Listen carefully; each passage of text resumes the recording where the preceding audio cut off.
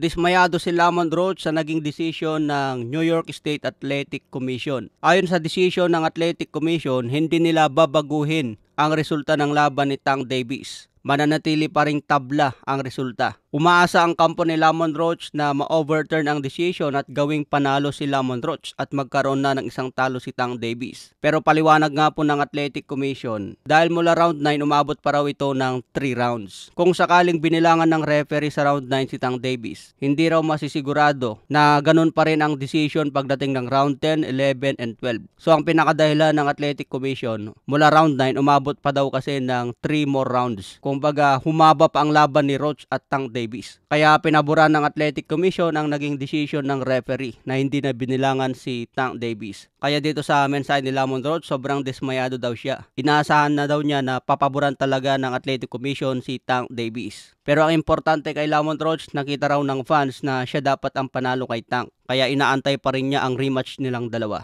So ang final decision mga tol is still undefeated si Tank Davis. Maraming fans ang nagsasabi bakit yung laban ni Ryan Garcia versus Devin Haney kayang baguhin ng Athletic Commission. Magkaibang issue kasi yun mga tol, kasi si Ryan Garcia nagpositive sa bawal na gamot. Iba naman ang kaso ni Tank Davis. Kaya kung titimbangin, mas mabigat talaga yung laban ni Ryan Garcia dahil involved ang bawal na gamot. Sa iba pang balita, magkakaroon na ng laban si Carlames Martin sa US. Mga kalaban po niya si Jose San Martin. May kartadang 35 wins, 21 KOs, may siyam na talo. Isang Colombian fighter ito mga tol, may edad na 32. Ang huling talo ni San Jose San Martin kontra Elijah Pierce. Umabot ito ng unanimous decision kay Elijah Pierce. So ibig sabihin mga tol, matinik din itong si Jose San Martin. Noong 2018, natalo na rin ito kontra Emmanuel Navarrete. So kung experience ang pagbabasihan, malaki na po ang experience nitong Jose San Martin. Kaya maganda ito kay Wonderboy kung kaya niya itong talunin. Sa ngayon may kartada si Wonderboy na 25 wins, 20 KOs, wala pang talo. May edad na 25 na ngayon si Wonderboy. Magkakaroon siya ng US debut sa March 22 sa Las Vegas. So good luck sa paparating na laban ni Wonderboy mga tol, at kailangan manalo dito para tuloy pa rin ang pagiging number 1 kontra the monster na Oya Inoue.